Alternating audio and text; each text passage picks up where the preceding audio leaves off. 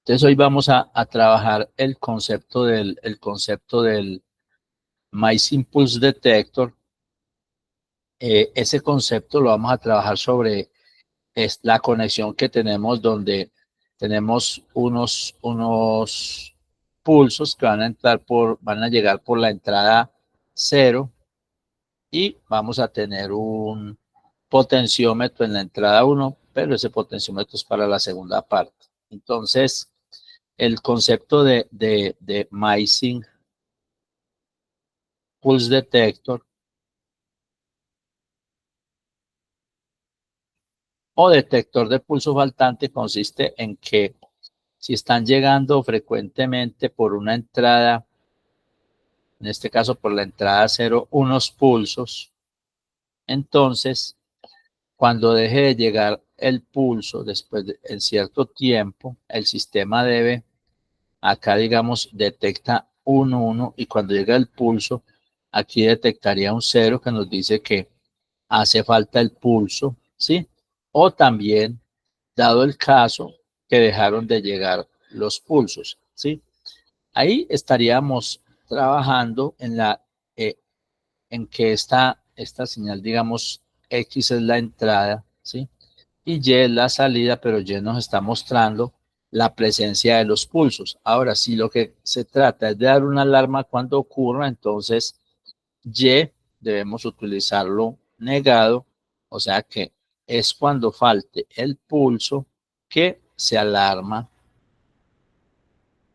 las, la salida, o sea, en este caso es donde estamos detectando que falta el pulso. Es ahí donde estamos dando una alarma, por ejemplo, de que un motor se debe haber dejado de funcionar, aunque estuviese energizado, o si el sistema le está dando orden de trabajar, el motor dejó de funcionar.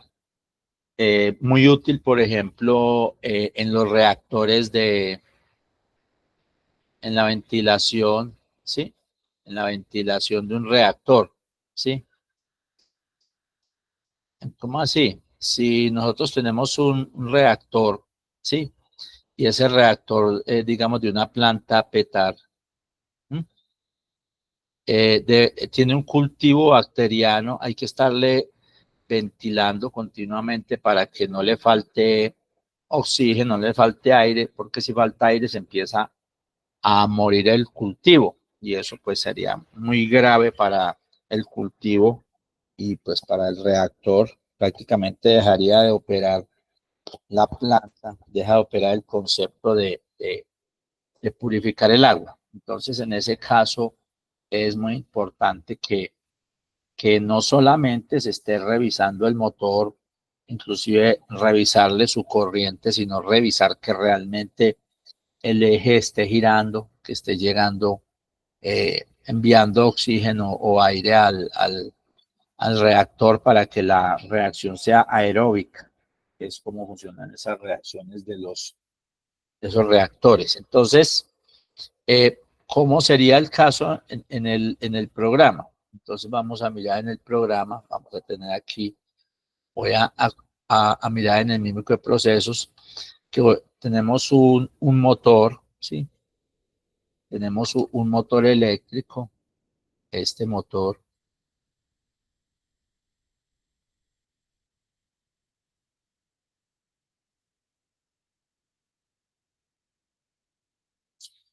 Este motor de acá está conectado, el motor está conectado a un contactor y ese contactor lo vamos a manejar manualmente para darle giro al motor. Y el motor debe, aquí en el eje del motor, le conectamos un sensor que va a detectar cada que la cuña que tiene el motor pase por el sensor. Entonces, si observamos, cada que el motor esté girando, vamos a ver que el sensor se activa cada cierto tiempo. ¿Cada cuánto se está activando? Cada que precisamente el motor de, sí. Para ello, ¿qué hicimos? Lo que hicimos fue agregar el relé. Al agregar el motor, le dijimos que está siendo manejado. Vamos a amplificar esto para verlo más en detalle. Entonces, agregamos un relé y luego agregamos un motor y le dijimos en sus propiedades que la variable de entrada viene siendo el relé. O sea, el relé es el que le dice al motor que funcione. Es un mando manual, o sea, no viene el PLC. Y este sensor va a detectar el eje. ¿Cómo hacemos? Le decimos que detecte aproximadamente, ¿sí? Primero que todo, que detecte el motor. Aquí tenemos el motor, ¿sí? Me detecta en el motor y me detecta aproximadamente, ¿sí? Aproximadamente cada que el motor vaya por 45 grados. O sea, cada que el motor va por 45 grados, él detecta, ¿sí? Detecta que pasa el eje del motor. ¿Sí? 45 grados con respecto a qué? A una posición cero que no es importante en este momento. ¿Cuál es? Entonces, de nuevo, cuando arrancamos el simulador, entonces vemos que mientras tengamos, ¿sí? Ahí, voy a minimizar acá. Mientras tengamos pulsado ¿sí? Y observamos, ¿sí? Cómo ocurre eso. Aquí tenemos un piloto, que el piloto está conectado, ¿sí? Tenemos un piloto, vamos a mirar el piloto, está conectado a la salida cero, o sea, en la salida cero vamos a poner el efecto. Entonces vamos a empezar a mirar qué se hace para detectar ¿sí? Entonces lo vamos a hacer en una ventana no en esta ventana de secuencia, ¿sí? Sino clic en el fondo para que desaparezcan todas las ventanas. Voy a abrir el panorámica general. Entonces, clic en el fondo, desaparecen todas las ventanas y vamos a edición, agregar una ventana de lenguaje escalera, ladder, aceptar. Aquí está esa ventana y le vamos a conectar la entrada por la que van a llegar esos pulsos, que es la cero, y le vamos a poner una salida que la vamos a conectar a la salida cero. Vemos que la salida se conectó automáticamente, esta salida la conectamos a la salida cero, entonces quedó desconectada de la tarea donde estaba. Entonces nos va a quedar aquí en esta tarea que es la de lenguaje escalera y le damos clic izquierdo sobre la tarea y se nos abre el lenguaje escalera. Entonces, vamos a utilizar para ello un temporizador al reposo. Entonces, aquí ponemos el contacto de entrada, que es le damos clic derecho sobre el contacto y aparece el menú donde encontramos el contacto de entrada. Luego, le damos clic derecho sobre esta bobina y cambiamos la bobina por un retardo al reposo. Y ahí tenemos el retardo al reposo, lo reconocemos porque muestra cómo es cayendo, o sea, muestra el simbolito de que es bajando y nos dice que tiene 1000 milisegundos. Vamos a ver si ese motor es más rápido que eso. Y vamos a agregar una rama, clic derecho en esta parte y le decimos que agregue una rama y a esa rama le vamos a colocar la salida del temporizadores.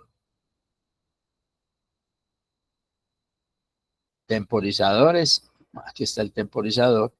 Le agregamos un contacto en la salida del temporizador y vamos derecho a la salida que nos interesa presentar, la salida cero. Entonces ahí tenemos el diagrama en ladder, si vemos cómo tenemos la entrada que nos activa el temporizador, el retardo al reposo y el contacto del retardo al reposo, el cual nos muestra la salida. ¿Qué hace el retardo al reposo? Tan pronto como llegue algún pulso por esta entrada, inmediatamente se activa y si no llegan más pulsos después de un tiempo, se desactiva. Entonces, procedemos a programar el autómata que previamente debió haber sido conectado. En este caso me dice que está conectado al port COM3.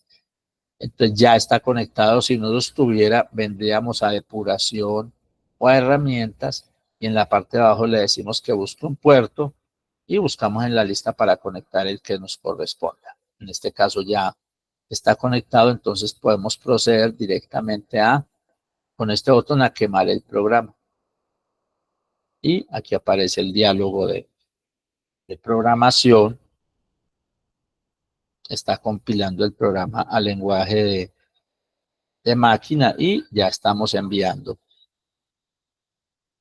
el programa al automata programable. Entonces vamos a mirar el Mice Impulse Detector ya en el ahora sí voy a mostrar toda la panorámica y aquí tenemos entonces ya que a la salida, por la salida, la entrada 0 llegan los pulsos y por la salida 0 en el piloto vamos a detectar cuando, ¿sí? Deja cuando trabaja. En este caso es cuando trabaja el motor, entonces vemos que mientras tengamos pulsado el contactor, el piloto está activado, suelto el contactor y el piloto se desactiva, ¿sí? De nuevo, mientras estén llegando pulsos, ¿sí? Están llegando pulsos. Por la entrada 0, el piloto está activado, dejan de llegar pulsos, el piloto se desactiva. Están llegando pulsos, el piloto está activado, dejan de llegar, se desactiva. Pero miren este caso.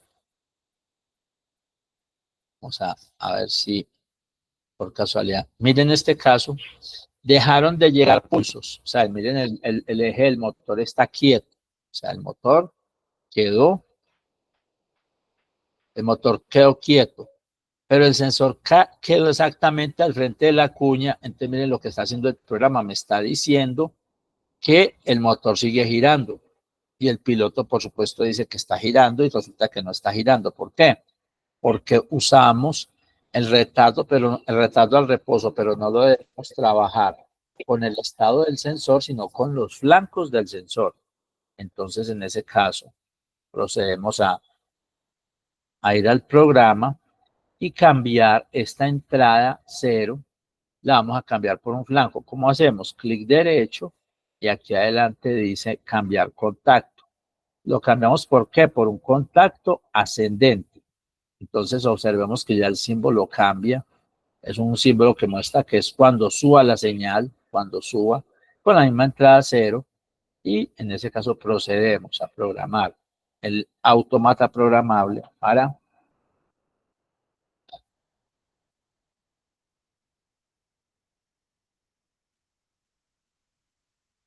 Ahí estamos transmitiendo el programa al autómata para ensayar a ver cómo nos queda el detector de pulso faltante. Entonces venimos al mímico y vemos toda la panorámica del mímico.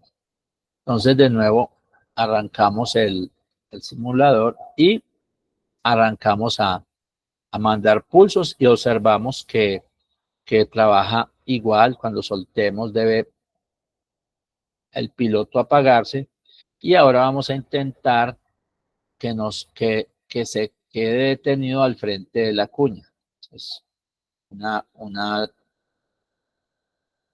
a ver en qué momento. Ahí lo hicimos. Miren que se detuvo. Está encendido el sensor. O sea, se detuvo al frente de la cuña. Aquí vemos la entrada que está encendido, pero la salida ya se apagó. ¿Por qué? Porque ya está detectando los pulsos y no el estado del sensor. Entonces, eso es un aspecto importantísimo porque si no, no sería confiable el sistema. Volvemos a enviar pulsos, vuelve y se activa la salida, dejamos de enviar pulsos, ¿sí? Y en este caso siempre nos ha quedado en 0, pero si quedara en 1 ya vimos que hace eso. Pero si lo que quisiéramos es que dé la alarma, entonces necesitamos es hacerlo, ¿sí? En el momento, hacer lo contrario. Entonces, para hacer lo contrario hay dos formas. Una es negar el contacto negar el contacto aquí del timer, o sea, poner el timer al contrario, ¿sí? O también, ¿sí? Decirle sí, en este caso es, o también coger otro tipo de temporizador y trabajar con el blanco descendente, pero vamos a trabajar aquí con el contacto negado. Entonces, clic derecho sobre el timer y donde dice cambiar contacto, cogemos el contacto cerrado. Entonces, miren, ahí ya queda el contacto al contrario.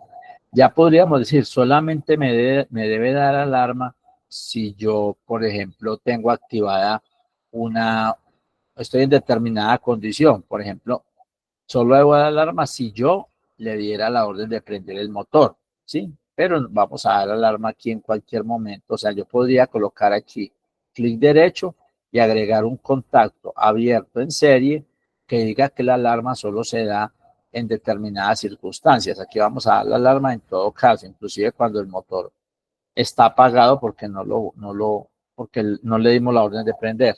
Generalmente el motor lo maneja el mismo programa, entonces la orden que manda para que prenda el motor es la que debía habilitar que dé la alarma, ¿sí? Porque si no estaría alarmándose sin necesidad o en todo momento, hasta cuando la máquina debía estar apagada. Ahí voy a mandar el programa, ¿sí? Entonces aquí la alarma la vamos a dar en todo el momento y vamos a mirar cómo cuando el motor deje de girar va a dar alarma y si el motor está girando no da alarma. Entonces ese es el caso de utilización de este detector de pulso faltante. Abrimos el mímico y arrancamos. Entonces, si observamos, miren que arrancó dando la alarma. Si el motor está girando, la alarma ya no existe y tan pronto como el motor deje de girar, va a aparecer la alarma, el motor, ¿sí? Entonces, con esa alarma ya podemos crear, por ejemplo, un anunciador de alarmas que dice que el motor giró.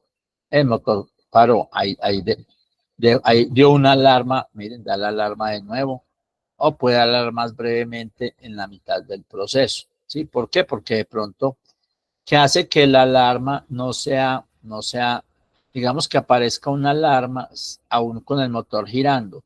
Es porque el tiempo, ¿qué puede pasar? Que la velocidad del motor es tan baja que el tiempo, si la velocidad del motor es tan baja que el tiempo que le damos entre apariciones del sensor no sea más largo más corto que ese tiempo, ¿sí? Si el tiempo entre pulsos es más corto que este tiempo, sí, que este tiempo, entonces va a pasar, perdón, va a ser, si el tiempo entre pulsos es más largo que el tiempo del temporizador, entonces nos va a dar alarma, aún estando funcionando. Entonces ahí recurrimos a darle clic derecho y venir y cambiar, por ejemplo, el tiempo, ¿sí? A un valor más alto. Si se trata de un motor real, pues este tiempo de un segundo está muy de sobra, ¿sí? Con respecto a menos que el motor sea de menos de una revolución, de una revolución por minuto. ¿Sí? No, inclusive ni siquiera, sí, una revolución por minuto, no, de 60 RPM, porque 60 RPM son una revolución por segundo, ¿sí? Entonces, si el tiempo es menor a 60 RPM, entonces sí nos toca poner este tiempo más largo, ¿sí? O tener más puntos de detección en el eje del motor. De pronto a veces un piñón o una rueda, estar detectando en una rueda dentada con un sensor de efecto Hall, ¿sí? Pero digamos, este mecanismo es bastante seguro, ¿sí? Y uno lo ajusta cambiando el tiempo de detección.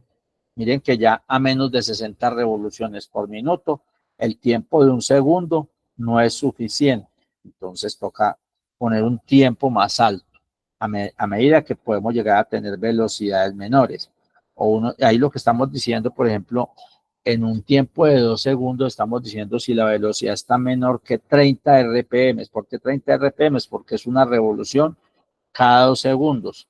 O sea, si una revolución cada 2 segundos, 2 segundos en 60 segundos está 30 veces, o sea, 30 RPM. Entonces, este es el concepto de detector de pulso faltante, que